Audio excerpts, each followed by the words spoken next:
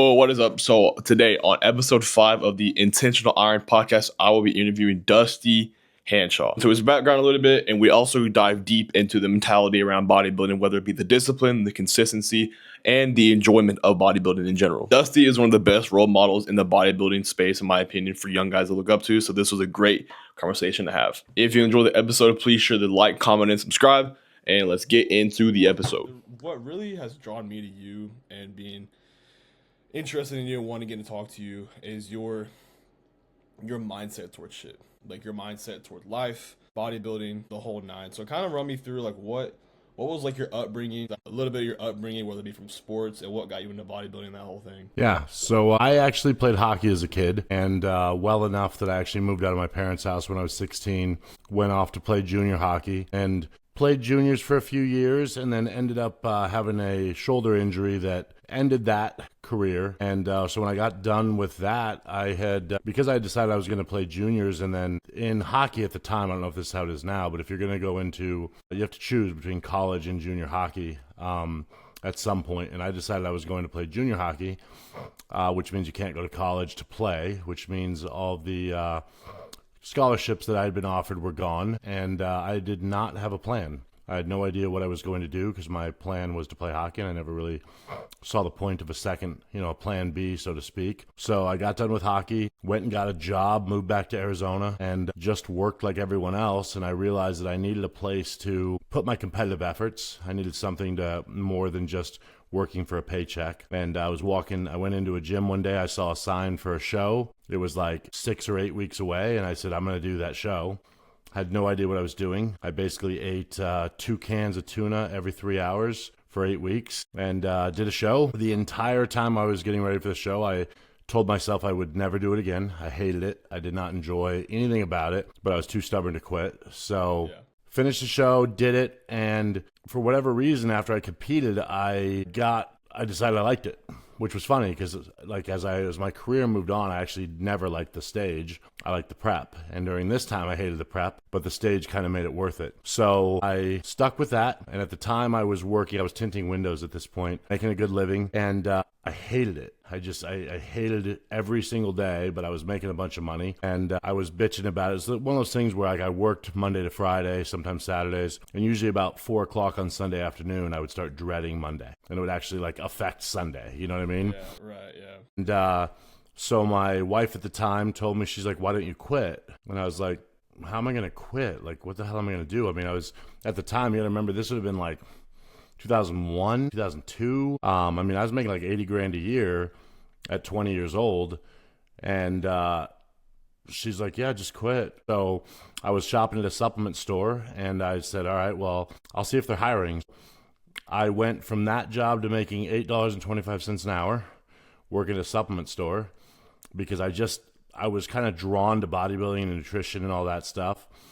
I did that. I worked there for a while and just kind of worked my way up in that company. I didn't really know what I was going to do. And that's where the bodybuilding kind of started becoming more something that I was like, I've flirted with this, but I haven't went all in on it, So in 2007, I decided, I was like, I'm going to really give this a run. So I reached out to Dante Trudell, who created Dog Crap Training. And I'm sure a lot of kids don't even know what that is. They should look it up. But I reached out to him, asked him if he would train me. He said no. He said he doesn't train people anymore. And so I reached out again and said, I don't really need you to train people. I just need you to train me. And he turned me down again. He said, listen, man, you're doing great. You got a ton of size. You don't need me, And so I took that as a big compliment. I was like, all right, cool. I'm doing great. He knows who I am. And then about 2 days later, I'm like, wait a minute. No, I need him to work with me. So I continued to nag him until he finally broke and would train me. So I hired him. He put me on DC training. And I did my first big show where I was like really all in bodybuilding in October of 2008. And I won the overall at that show as a super heavyweight. And that show was in October, like I said. Nationals was in November. So a lot of people assumed I would go straight to Nationals. And so they're like, are you doing Nationals? I was like, no. Because I knew like those guys were so much better than I was. So I said, I don't see the point in competing at that level unless I can be in the mix. I'm not going to fly all the way wherever the hell it was that year, Miami or wherever it was, just to get my ass kicked. So I took a year and a half off after that. And I hooked up with Chris Aceto in 2009 to take over the nutrition side. And so we decided to do the 2010 USAs. Prepped with him, and I was coming in really good. So I said, hey, why don't we jump into Junior Nationals, which was, I believe, 5 or 6 weeks before that. And I ended up winning my class at that show. I took second in the overall. It was one of those coin flip things. Like after prejudging, MD, Muscular Development Magazine, had me all over the cover. They assumed I was winning that show. But I ended up losing to the heavyweight, which a lot of people were surprised. I wasn't. I thought that the guy who won the overall had a prettier physique, and I had a bigger physique. And so it's like apples and oranges. Right. I never had a good-looking physique. I was just big. Like, my physique genetically is a mess. So I went from there on to the USAs. My first crack at a pro qualifier. I placed 5th out of, I think, 26 guys in the super heavyweight division. For those guys old enough, like, you know, I mean, to give you guys an idea, the top 11 of that class eventually turned pro. Steve Kuklo took 6th in that show to me. So, like, it was that kind of deep, like really good guys. A little bit of perspective there, yeah. Yeah, of where guys are. So yeah, and then I ended up doing that show, and then I did 2 nationals in a row. Both of them were not great quality. I didn't do well. I placed 10th in both, deservedly so. I wasn't at my best. The first one, I told Chris I wanted to just be peeled out of my mind, and I was, but we lost size to do it. And then the second one, I just had personal shit going on in my life, and I just looked terrible, to be honest with you. I took 10th again, which was probably generous of them to give me 10th for that one. Yeah. And that was a good kind of moment, like you said about background, is it kind of made me realize something that I hammer on younger guys now. It's like, before you compete, make sure your life's in order. You can't be having, whether it's personal problems with your family or your girlfriend or your wife or financial problems, everything has to be in order, or you've got outside stresses that are going to affect your cortisol. And when your cortisol is a mess and your sleep is off and you're having all these other things, even though you execute the plan perfectly, your body just doesn't respond the same, you know? Yeah, of course. So, and during this time, I was already doing a bunch of YouTube videos for my sponsor at the time, iForce. And so literally after prejudging, it used to be a 2-day show. You would compete on Friday and then again on Saturday. I was doing cardio Saturday morning before the finals. And I said, I'm doing the USAs, which was in July the following year. And it was kind of like a make it or break it thing, because, you know, you come out and you do really well in your first couple national shows and you're like, oh, he's a guy that's going to be in the mix. But then when your next 2, you don't, it starts to become a question of, were the losses a fluke or were the quality shows a fluke? You know what I mean? Yeah, that makes sense, yeah. So I ended up doing the USAs, took 3rd at that show, went on to North Americans. I think I took 3rd there again. Then the following year, which would have been 14 at this point, took 3rd against the USAs, and then I finally won my pro card at the North Americans in 2014. And for me, and I think this is a thing that a lot of the guys that are listening, if you're competitive bodybuilders, I think is really important, is you need to have a true, honest understanding of who you are and what you're capable of. I see a lot of guys with genetics like mine or worse thinking they're going to make a run at the Olympia, you know, or at these other pro shows. Yeah. I understood when I wanted to be a pro that was my Olympia. Like, taking a pro card was it. You know what I mean? I knew I was never going to be in the mix, even at a smaller show, for a top 5 positioning. I mean, just genetically, I was not built as well as the other guys. And there's a misconception that you can outwork talent. And yes, you can. There's cases of that. But at the highest level, everyone's working hard. So everybody is. They have better genetics than you, and they're working as hard as you. You know what I mean? Yeah, you can't beat that. Yeah, and the thing is, though, there's nothing wrong with that. And I think especially nowadays, and it kind of started during my career, which is you can have a place in bodybuilding without winning shows. I mean, I haven't had a job in 15 years. Bodybuilding has paid me, you know, I mean, I was making 6 figures from bodybuilding when I was an amateur. Like, you know, so if you know what your strengths are, whether it be social media or whatever it may be, there are ways that you could have a ton of value, create a following, and make a good living without losing yourself in the idea that you're a better bodybuilder than you are. You know what I mean? Yeah, I think there's way too many guys that get into the sport and they're like, they don't try and leverage all the things within bodybuilding that they can make money from. Because like a lot of people ask me, well, how do you make money from bodybuilding? It's like bodybuilding, it's like a pyramid. I kind of think about it. It's like bodybuilding's here, but the things that can branch off from that, like the opportunities that come from it, whether it be in fitness and bodybuilding or the principles and the lifestyle that you build from bodybuilding that you carry over into something else. I think that's one of the biggest things that people miss getting into the sport is like, yeah, building a cool physique and winning USAs or getting the pro card. That shit's sick, cool. But like the discipline and the consistent routine and just showing up for yourself and like that's the valuable shit in bodybuilding. And I think that it's hard to.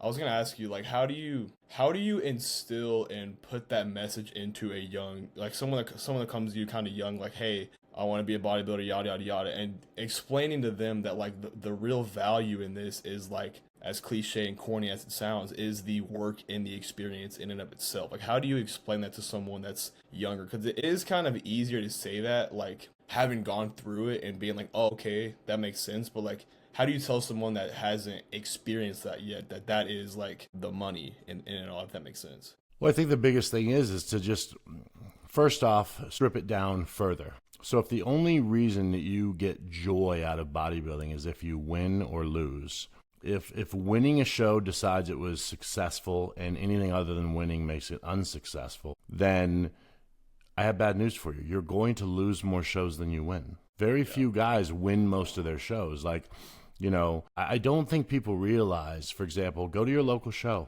see how many guys are competing. Go to the next local show, see how many guys are competing. And then ask yourself, if there's only 3 local shows in my state all year, then isn't an overall title at a local show actually impressive? Only 3 people get to win them a year. You know what I mean? But so just wanted to take one quick second away from the video and bring about a few things to your attention. 80% of you guys that are watching the videos are not subscribed. So if you can do one thing, one little favor for Mad Dog for me, if you could hit that subscribe button, it would mean more to me than you guys understand. Next thing I wanted to bring up are my sponsors. So this channel is not sponsored by YouTube or anything, so I do not make money from any of these videos. And one other way that you guys can support me is by using my code with Nutrex Research Supplements and with Biomyst Peptide Company. Nutrex, I've used their protein for about 2 years now. Get this big, humongous, mumbo jumbo tumbo tub of protein. It'll last you a long time. They have such good flavors. I've used it in my pre-workout meal for like I said, 2 years now. They got good EAA products. They got some more new stuff coming out as well. So if you guys would like to support the channel, support me on my journey in whatever that is, use code MADX on Nutrex Supplements. That will get you 15% off.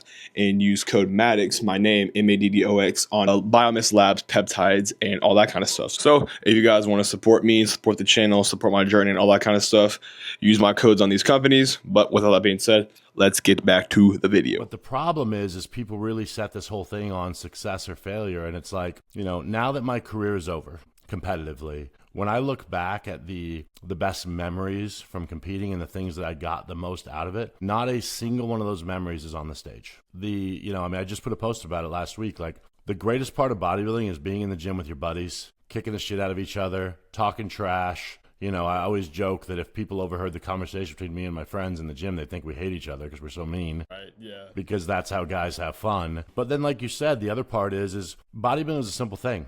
You know, you set yourself up and you say, okay, here's where I'm sitting. My goal is X. And then you work backwards and you come up with a plan to how to achieve that goal or how to attempt to achieve that goal.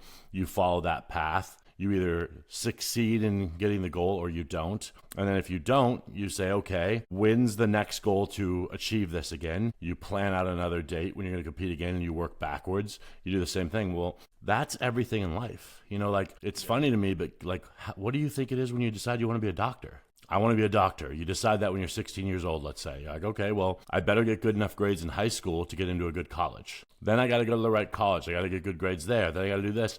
And you follow this path. And then at the end of this journey, you're a doctor. Well, the same thing applies to that. And all of the principles that are involved in bodybuilding take place in that. Like, you know, when guys are saying, like, man, you know, it's my birthday and I can't have a cheat meal. It's like, Well, it's his birthday and he has exams tomorrow and he can't go out. He has to study, or he doesn't have any money because he's in debt up to his eyeballs for his doctorate he's working for, whatever it is. There has to be sacrifices made to achieve goals. And I think if you keep that in mind along the way and keep your eyes open, you'll see other opportunities. I left out the fact because I was just trying to not be too wordy. I mean, during the process of becoming a pro bodybuilder, the supplement company that I worked for, I eventually bought and owned the whole thing. Really?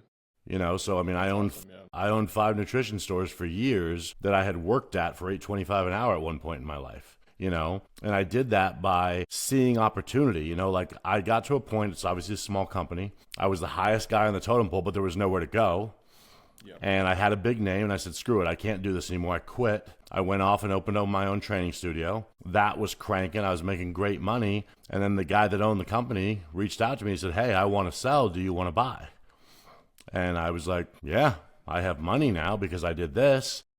So I went over, it gave me the opportunity to do that, all while bodybuilding. And I think if I could push one thing for every guy watching this, is you can't look at bodybuilding and say, this is going to be my life. I'm going to pour everything into this and it's going to work and I'm going to make money. Like, I can tell you this, there are guys that are much better bodybuilders than me who've placed way, way better that would trade me in a heartbeat as far as where our careers went, because they won. I mean, you got to remember, like, guys, when you're watching this, a small level show, you win $10,000 for first place. Do you know what it cost you to do that show? Probably more. I mean, I used to pay Chris, and this is back in the day, $3,500 to prep me. Yeah, exactly. Oh, okay, now you're down to $6,500. So you don't have sponsors? Cool. You got to fly to the show. Oh, your wife's going to come? All right, that's $1,000. We're at $4,500. You're going to have a hotel for 4 days? That's another $1,000. We're at $5,500. You see what I'm saying? Oh, you used food and drugs? Boom, boom, boom, on and on and on. Next thing you know, you spent 16 weeks to win this show and you got $2,000. Well, $2,000 divided by 16 weeks ain't much of a living, Right, and step back even further from that, how do you pay for all those things I just listed? You need to make sure you have your life in order to do this. Like I talked about earlier about having things in order, having your finances in order. Like, you need to make good money to do this. It's very important. And there's nothing wrong with bodybuilding being a hobby that you take as serious as a job until it becomes a job. But people...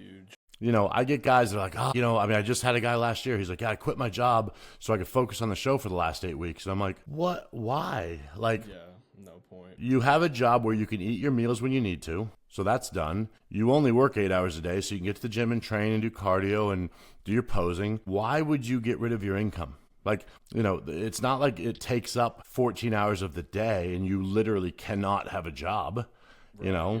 So it's really important that people do that part and be set up and keep in mind, like, bodybuilding should be your plan B, not your plan A. Even if you're great at it, like, you want to, it's like if somebody came to me that had a job, a really good job, they make 150 grand a year and they're like, hey, I got this hobby that I want to turn into a business. If they said, I'm going to quit my job and start this, I go, whoa. You're making 150K right now, and you're going to go to zero. How about after work, you work on this project of yours? Put in 5 hours, get home at 6 p.m., work till 11 p.m. And keep doing that until this hobby is making you 70, 80, 100,000. Then at that point, you could say, okay, I'm not making what I used to make, but if I eliminate the 40, 50 hours of work I'm doing for my other job, I will get there. I'll slide over and make this happen. It's the same with bodybuilding. You need to make sure those things are in order. Because if not, what happens is, you get into bodybuilding, you're chasing this pro card dream. Maybe you get it, maybe you don't. Now you're 27 years old, 30 years old, haven't started a career. You failed at becoming a bodybuilder, or you became one, but you quickly found out that doesn't mean you're making any money. Now what?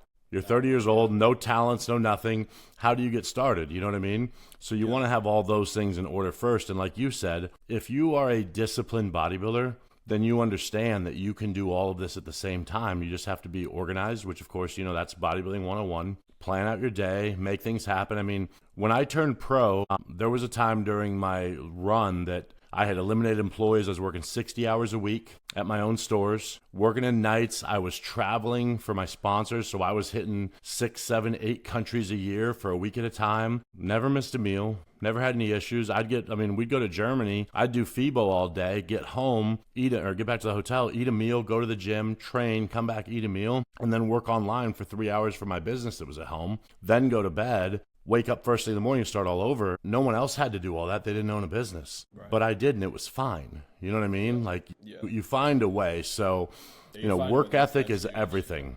Work ethic is everything. I think the biggest thing when you're saying that you can do both is that the reason that people feel like they can do both is because their love for bodybuilding and the process of it isn't like true. It is rooted in external bullshit. It's like I started bodybuilding because like I saw it on social media and it's for the likes and stuff. It's like whenever life hits you and you like need to figure out your life too, it's like if you don't actually love this shit, you're not gonna like sit down and formulate a way to make it work with also doing work. Because I think like the points you're making with figuring out your life first and then having bodybuilding on the side doesn't mean that you don't want to go all in at bodybuilding. You can go all in and still have a job. Like in my opinion, I think it's good for guys to have some sort of more structure to their day with a job and try and do bodybuilding. Because like I think like for me, for example, I would like to get to a point where I can just be like online coaching or whatever and do bodybuilding. But I do think that having a job and providing that structure within your day is something a lot of younger guys overlook. They think they have to do like 100% bodybuilding. I want to eat my meals and train and that is it. And like that can work for some people, but I think that a lot of guys don't realize the importance in structuring their day correctly that a job gives you. And like if you can like make your structure within your days without an actual 9-to-5 job, that's one thing, but I don't think a lot of guys can do that. I think a lot of guys coming into the sport would just rather lay on TikTok and watch fucking Netflix, eat their meal, go train, and then come back and do the same thing. And it's like that is just not sustainable. It's like you can't do that for a long time, and that's the big thing a lot of guys miss is they don't look. I was talking about this earlier with Chris Fine. I did a podcast with him. It's like a lot of guys don't look big picture. Like, can you do this for the next like? And bodybuilding isn't even like a long endeavor for a lot of guys. Like in the grand scheme of things, it's like I know a lot of you guys will say like you have a shelf life of like 10, 15 if you're I don't know, Dexter Jackson, 20, 25 years, whatever. But it's like, this isn't your whole life. Right. You know I mean, like you have to check the boxes of like, what can I sustain after bodybuilding as well that will, carry my life, or whether it be personal training, whether it be like something within bodybuilding or fitness or whatever. It's like a lot of guys just don't think, they're just like, I'm just going to go all in on bodybuilding. I'm going to take all these drugs, I'm going to do all this shit, but I have no other boxes checked. I check all the boxes for bodybuilding, but everything else is just out the window. And that's just, I don't know. I think that's probably some of the most valuable points that I've heard someone talk about is having your life figured out first, because that's ultimately what really matters. You know what I mean? What do you think about it? You build your day around your job. I mean, your job pays for your life, Yeah. And I think a lot of young guys need to realize too is like, you want to have your life in order, So, I mean, at 20 years old, I bought my first house. Like, you can make moves to do things really quickly. I mean, think about it. I wasn't even hardcore bodybuilding yet. I had gotten that part of my life handled. I was able to turn that into more money when I sold it. And, there's lots of other things that you can do to kind of create income and ways of comfort. But for me, it was really easy. It's like, okay, I have to be to work at this time. I get done at this time. All right, perfect. What time do I do cardio then? Okay, what time do I train then? Okay, what time am I stopping for my meals? All right, well, based on the fact that I work long days, when I leave the house, I need all of my food for the whole day with me. Well, I get home really late. How am I going to make sure I have the meals for the next day? So you figure out, are you meal prepping every night? Are you meal prepping twice a week, 3 times a week? Do you have a girlfriend? Can she do it? Those kinds of things. And you just tick the boxes. I mean, I used to, because I was very busy at my stores, I just set alarms on my phone, and my phone would beep, and that meant stop everything, eat the meal, which takes 5 minutes, and then go right back to work. You know what I mean? And then you leave work, and when you get to the gym, this is your time to do what you do. And I mean, when I used to walk in the gym, I used to say the front door of the gym was a veil. Like when I walk through that veil, nothing on the outside matters. I'm here for one thing and one thing only. I don't care if there's stresses outside. I don't care if I'm having problems with my girlfriend or business is crazy or whatever. For the next 90 minutes, this is the only thing I'm going to do, and I'm going to enjoy it. And like you said about loving it, I think the key is, do you love to train? First and foremost, do you love? I mean, like, dude, I'm retired. I'm not even trying to be big anymore. Like, I'm significantly smaller than I used to be. And I still train 5 days a week because I love it. And I don't train I train like I'm trying to grow. I just don't eat enough to allow myself to grow anymore. You know, it's intentional to stay down. But that's what I mean by the love of it. Like, I don't have to do any of this anymore. I don't, there's no one's waiting to see what Dusty looks like with a shirt off anymore. I'm not doing a show. But it's purely the love, which is why, had I fallen short on the goal, it wouldn't have mattered. Because you still would have woke up, went to the gym the next day. Yeah, and I think that a lot of guys need to ask themselves that these days.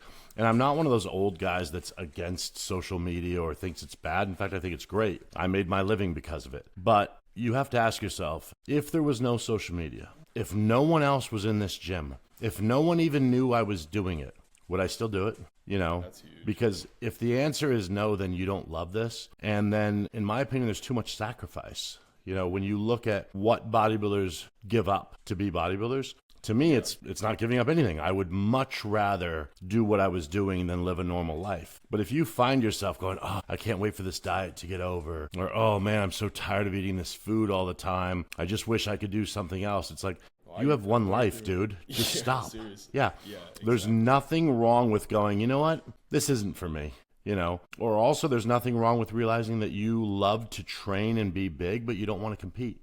I know in the past, a lot of people used to say, like, you're not a bodybuilder unless you step on stage. And I'm like, bullshit. You're just not a competitive bodybuilder. I used to compete because it gave me a reason to get in ridiculous shape. If I didn't have a show date, I wouldn't put myself through all that. Seriously. But I mean, I used to get up the morning of the show, take my progress pictures, or Chris would look at me, and I was like, oh man, now I got to go compete. Like, I don't care. To give you guys an idea, I mean, I never brought a single trophy home because I didn't care. When I turned pro, I flew home with it because my mother wasn't with me. I got home, handed it to her. That was the end of it. I've never brought one into my house. I don't care. It's not the show wins that matters. It's doing the thing. It's looking back at pictures and seeing the progress that you made. It's the big lifts in the gym that you enjoyed. You know what I mean? That stuff is all the fun. So when you guys are chasing down this goal of becoming a pro or whatever it is you're going to try to do, just don't forget you're actually doing the really fun part now. It does not get better at any point in your life than hanging out with your boys, training, and going out to eat afterwards or whatever it is you do. Yeah. I think a lot of guys, because what gets pushed on social media is the Antons, the 20-year-old Olympian, the wins and all that. And it's like, if I put in front of you an Instagram post that says, hey, the shit you're doing right now is the best part of it.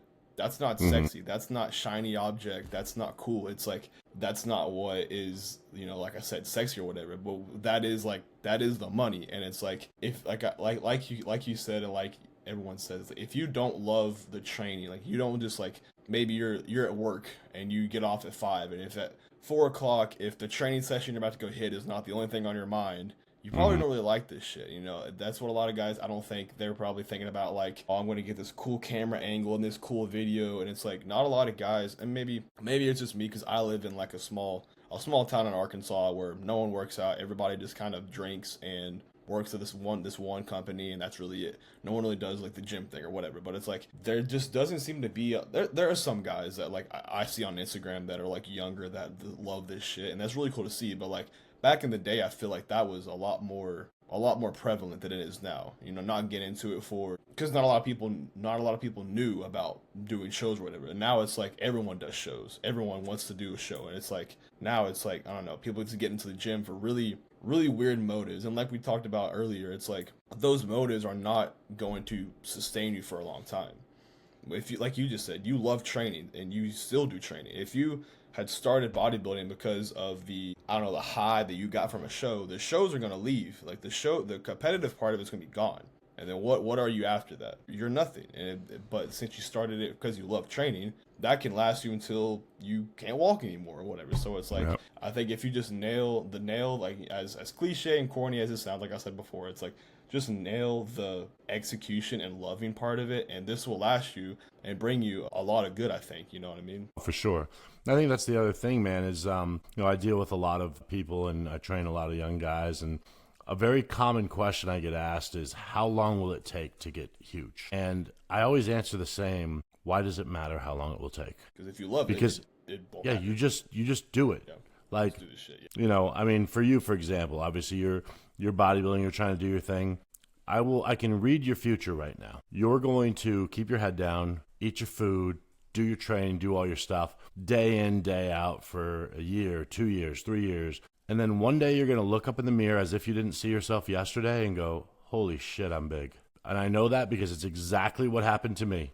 Yeah, I could tell you where I was sitting when I looked in the mirror and went, oh, because I was always a big guy. I played sports.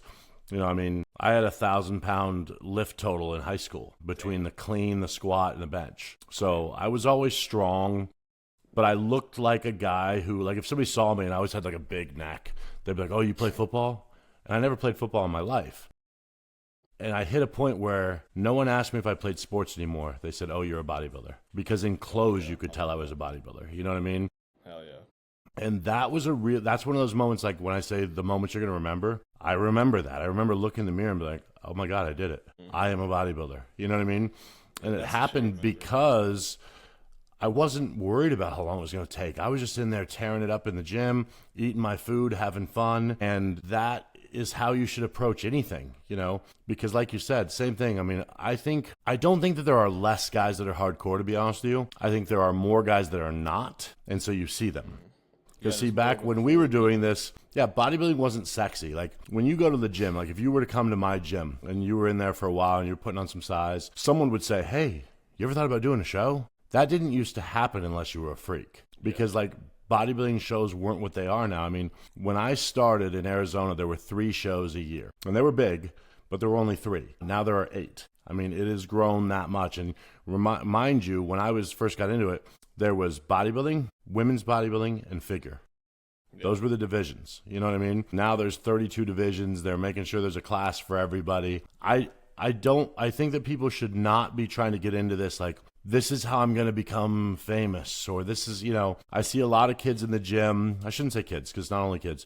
I see a lot of people in the gym that are more worried about their filming and getting all these special angles and all this stuff and creating a really cool video of a really shitty workout. Yeah. And I'm like, or like a really cool video of shit that they don't do consistently and they only do it for videos. It's like, if I were to put a fly on the wall and watch your every workout, this is not the shit you're putting on social media. And I hate that kind of shit. Like, not saying like Eric Janicki is kind of a different case because he kind of has leveraged that for business, like the way he trains. But like for a lot of people, they'll do this hardcore set, this crazy set, and then for the next hour, they're on the fucking phone.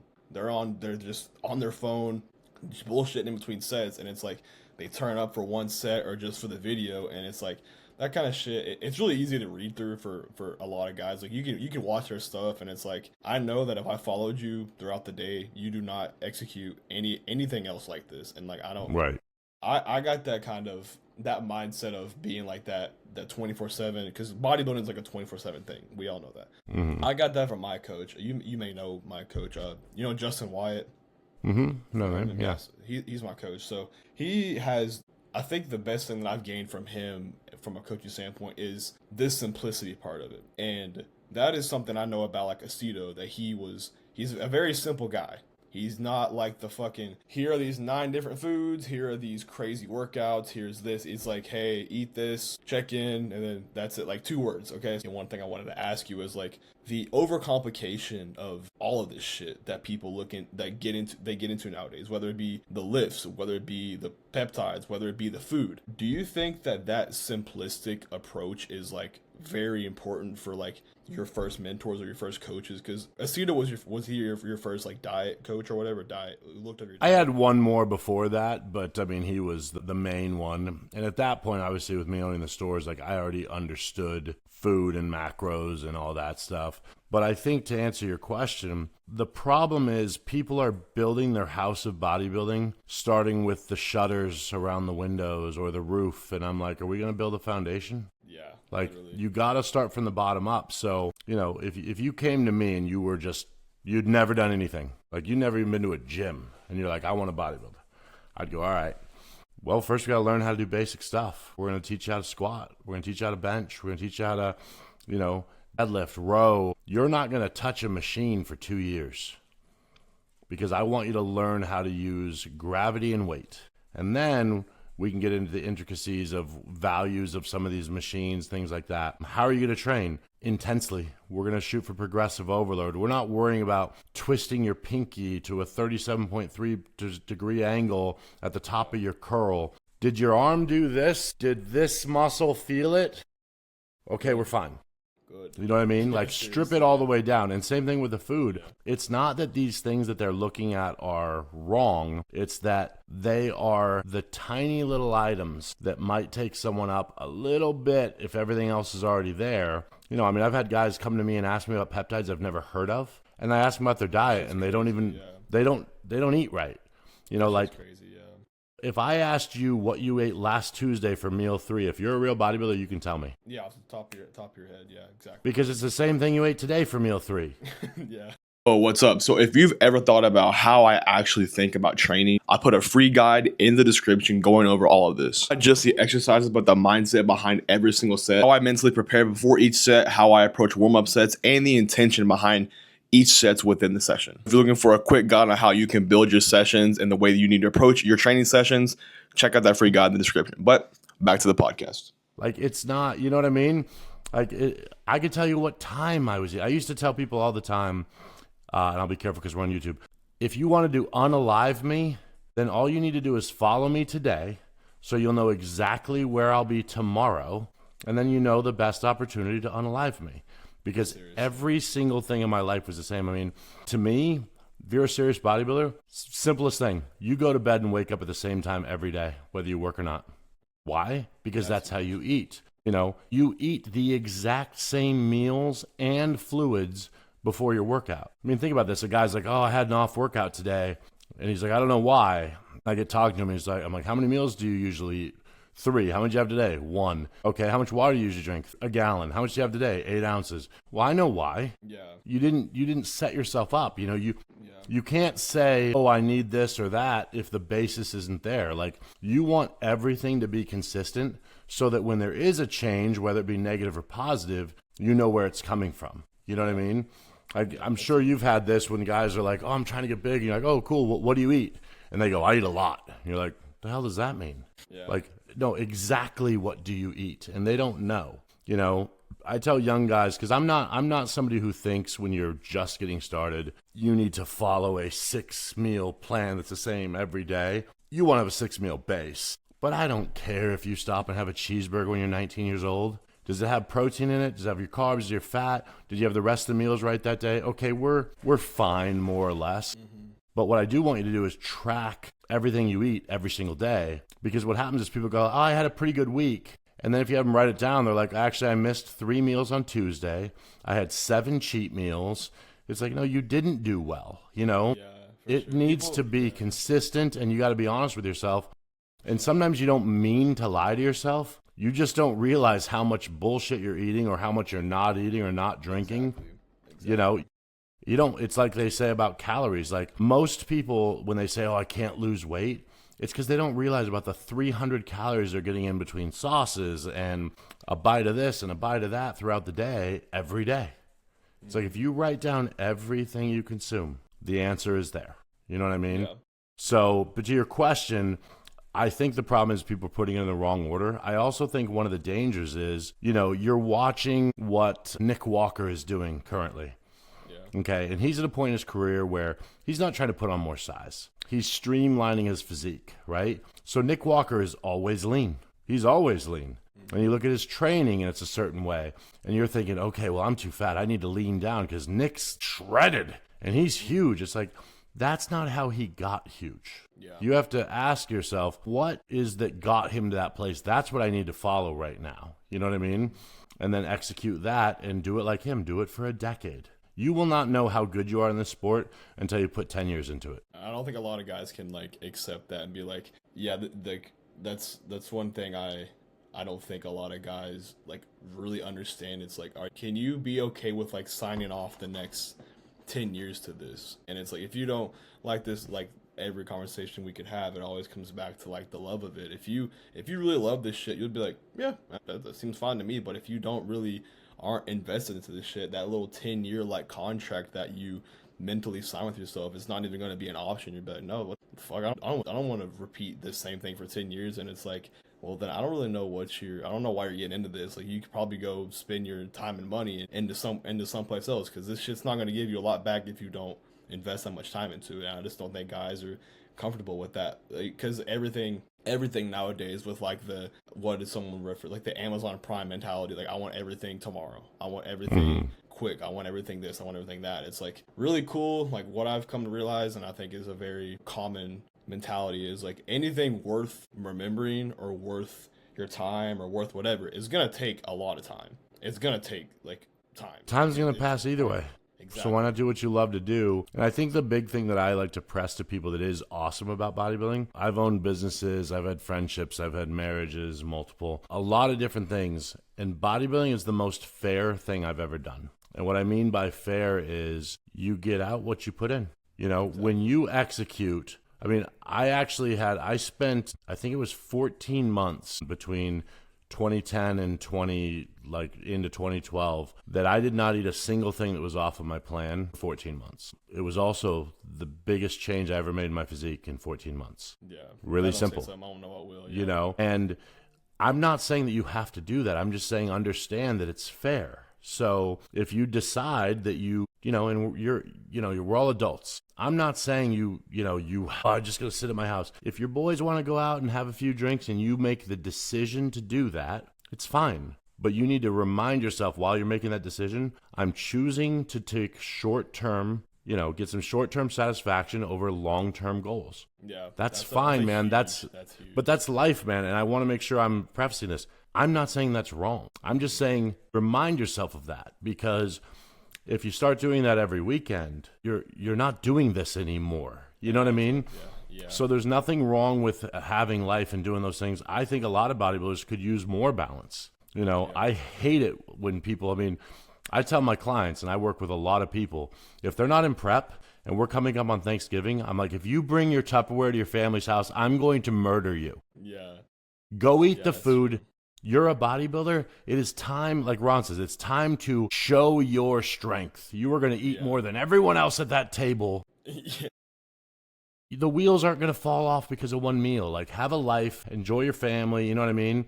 And I press that a ton, man, because, 4 years ago, I went into a coma for almost a month. And I should have died. I had like 3 separate things that would have killed me alone, but I had them all at the same time. Somehow didn't die. And when you come out the other side of that, you realize how awesome every little moment is, and you really enjoy them more. So like now when I go to the gym, it's the greatest thing in the world. And I've been doing it for 20 years, 25 years. It's like every workout is awesome. You have that set. Like, obviously I'm in a different spot than you. I'm not trying to get bigger, but I still get after sets and stuff. And sometimes you have that set where your brain just locks in, the whole world disappears. All of a sudden you realize during the set, like you rack the weight, and then all of a sudden you hear like the sound come back on. It's like your ears turned off. Mm-hmm. That is the greatest feeling in the entire world. If they could put that in like a pill form, that would be something. I'd spend all my money on it. This is quite literally, yeah. That's something you can't. And that's the stuff that's like, that's what I mean when I say this is the good shit, because you want to be very aware of those moments. So while you're chasing this goal. And I'm not talking about just bodybuilding. If you're trying to become a doctor, if you're trying to become a baseball player, whatever it is you're trying to do, just make sure you're aware that a lot of the shit you're doing now is awesome. I also, contrary to every old guy in the world, take your pictures, have them. Like when I was coming up, man, we didn't, I never took pictures when I was younger because I was like, I'll take pictures when I think I look good. Guess which pictures I'd want to have back the most? The ones I don't have. I'd like to see what I look like when I was, when I was 19 years old. Like I have like 2 pictures of my mom's backyard. I look and I'm like, well, no wonder I was a good bodybuilder. Like I was big. I was 210 in high school. Like, you know what I mean? I try and post that too. Is like always, even though like you're taking the pictures of yourself and you are if you're like fat starting out, whatever, if you're skinny, whatever, and you're like, why am I even taking these pictures? Like, I look back on my like little Snapchat memories or whatever, and that's the shit. Like, I look at my physique now, it's like, because like, the more you get into bodybuilding, the more, like we all know, the more of a critique you're going to be yourself, the harder you're going to be on yourself, like always.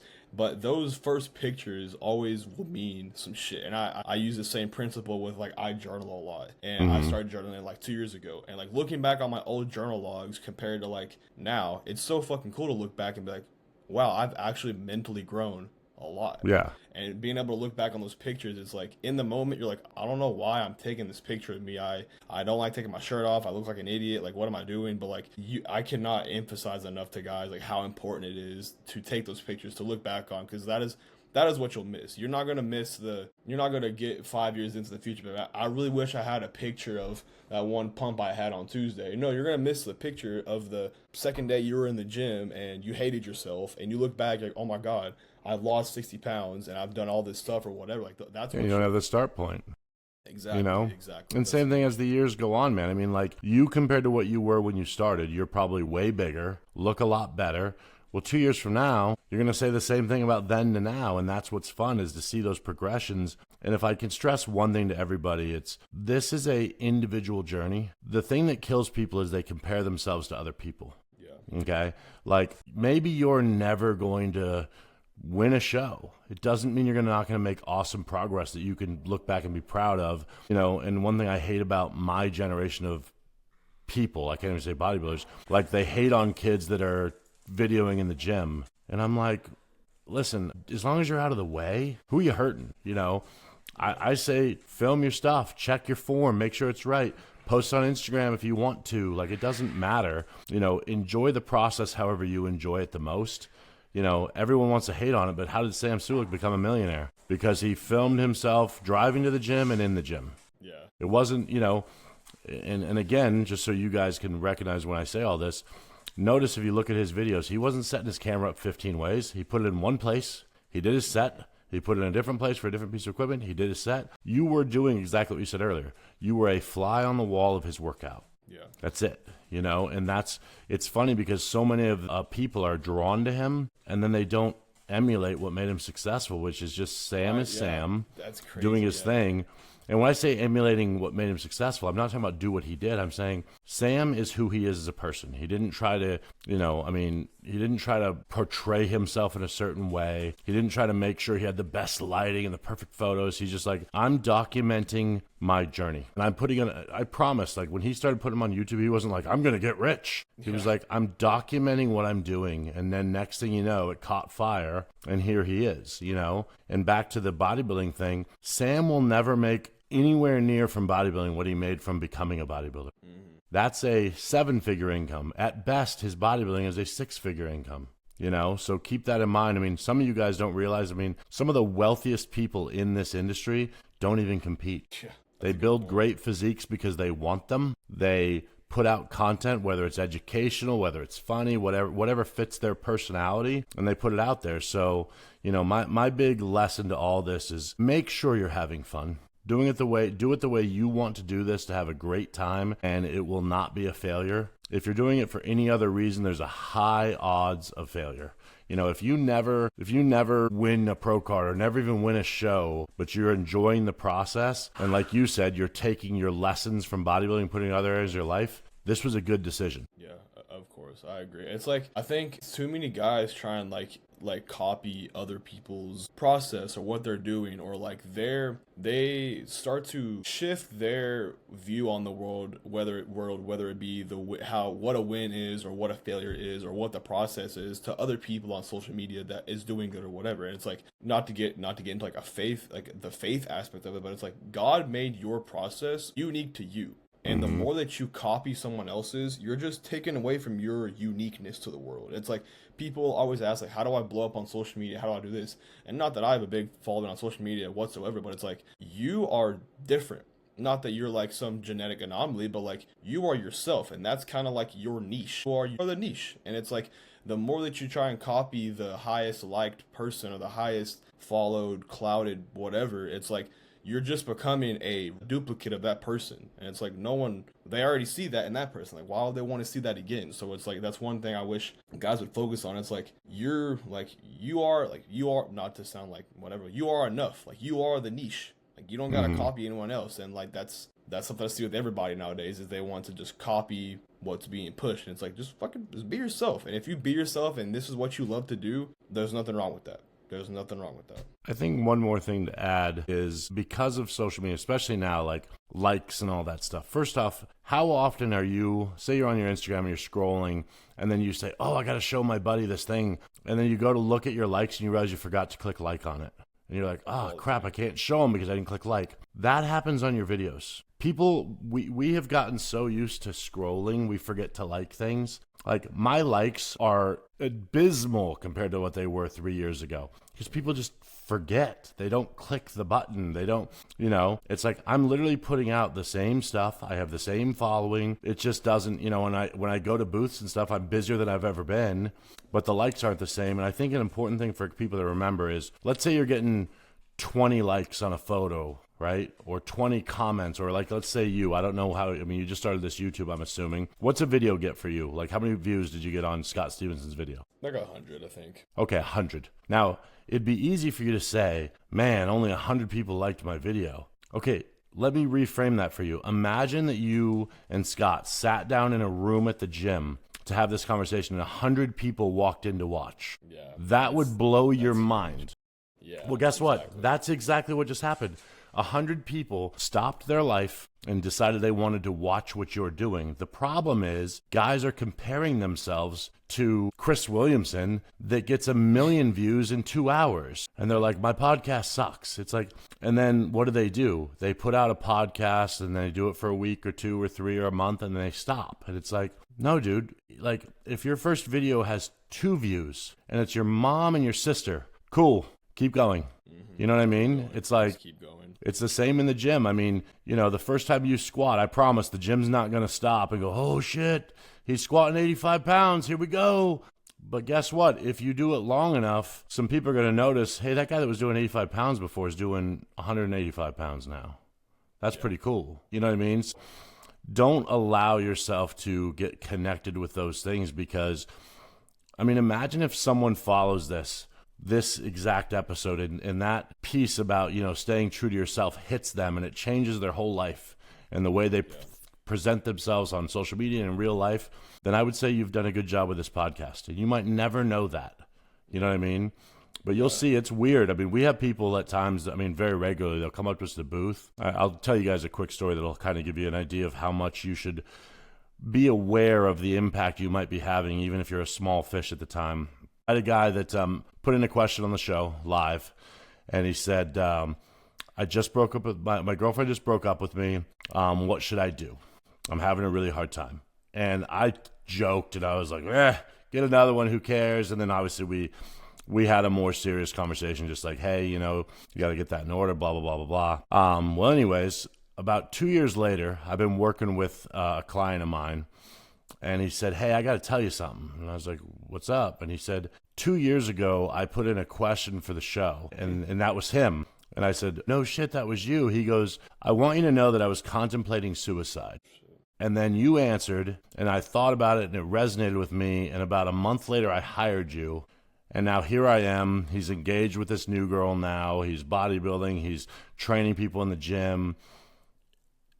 And you're sitting there as just a normal person going, holy crap. Yeah. I can't believe that happened. And my point is, those things happen all the time, and not everybody has the opportunity to tell you. Whether you have 100 people watching your YouTube video or 1 million, understand that they stopped their lives to watch it, and hopefully they got some value out. Yeah, I think people underestimate the effect that they can have on someone, because like they're like, oh, I don't have the million thousands of views. I don't have this effect on people, and it's like, no, you can't. Like, that person that does have the million views is a human, just like you. Like, they're no different, really. Like for example, like for me, like, there's this kid that's been going to my gym, and he started going to the gym because of my videos. And I remember when he told me that last year, I was like, there's no damn way. There's no way that I made that little effect on him. And then he made a TikTok post yesterday of like his comparison of when he started to now. And it was like, yada yada yada. Thank you at Maddox Medlin for being the only person to ever believe in me. And I was like, whoa. Yeah. And it's like you can have an effect on that, on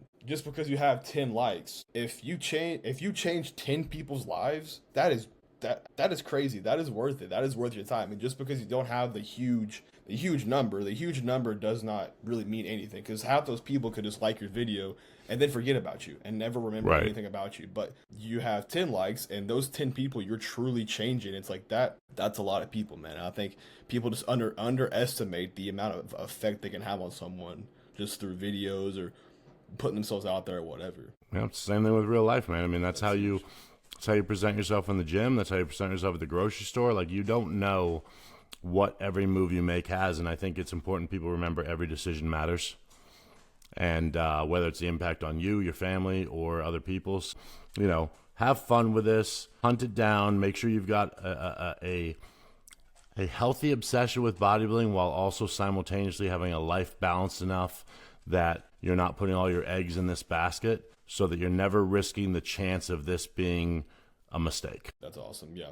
So one thing I like ending each podcast with is this one question. And you may have got this before on other podcasts or whatever, but it's like, whenever Dusty is gone, whenever your time is gone, how do you want to be remembered? Whether it be with bodybuilding, whether it be as a person, just in general, how do you want to be Dusty Hanshaw remembered? I would hope to be remembered as someone who lives life 100% on my own terms. I think a lot of people shape their lives based on what they think other people think. And I think they do that because they judge people around them, so they assume people are judging them. I don't judge anyone, so I assume no one's even paying attention to me. So I just do whatever I want to do, how I want to do it, and that makes sure that at the end of the day, I have a fulfilled life, exactly how I want to do. I remind people all the time, everyone lives their own death. Not many people live their own life. Make your decisions based purely on you, your faith, what matters to you, and for lack of better terms, fuck everybody. Just do what you want to do, and you're going to be happiest. And at the end of the day, that's the most important thing, is that people meet and encounter the truest version of you. And like you said earlier, if the version of you I'm getting is the version you think I want, then I never had the opportunity to actually meet you. And you never had the opportunity to be you, and that's a sad story. That's huge. That's a great way to end it, man. Is just to do what makes you happy, man. Like do what you want to fucking do, because like it's one of my biggest scares. No, I don't want to go anymore. I want to kind of wrap it up there, but one of the biggest what's the word I'm looking for? Fears I have is like looking back on my life and being like, damn, I lived under their wants for me, or damn, I didn't take that opportunity or take that chance or whatever. And it's like, that's just whoever's watching this, just whatever you love to do, just go at it, because you only get one chance. Like literally, you only get one chance. And like, as cliche as that sounds, it's true. It's very true, man. But Dusty, I'm so glad that you came on, bro. This really like has made my week, because like I just like reached out to like a handful of guys I've looked up to for a minute and be like, hey, you want to come on this podcast of mine? And then when all you guys started hitting me back, I was like, oh shit, this is actually working. So man, I just wanted to appreciate it. I wanted to thank you for coming on the podcast. This was awesome. I'm probably just gonna wrap it up there, and then I don't know when this will be uploaded or whatever. Probably it was sometime within the next couple weeks, but I'll shoot you a link whenever it is live. And like again, just I thank you so much for all you've done for me from an inspiration standpoint, and for coming on the podcast and all that stuff, man. Like you're a true inspiration to me, man. Absolutely, my pleasure. And then if you have a hard time getting more guests on, because it's a little hard in the beginning, reach out and I can help you out, because sometimes guys either won't see it, or there's a lot of podcasts that people do, and to be honest, they're not very good at it, and it makes it a little bit painful. Yeah. But I always say yes, because I've been in your shoes, so I want it, and you're doing a good job. I think because you're doing a good job, I have no problem telling other people that they should do this. So if you need any help, I'll help you out, and appreciate you having me on, and good luck with everything. Thank you, bro. I appreciate it. God bless you, man. Have a good night. Likewise.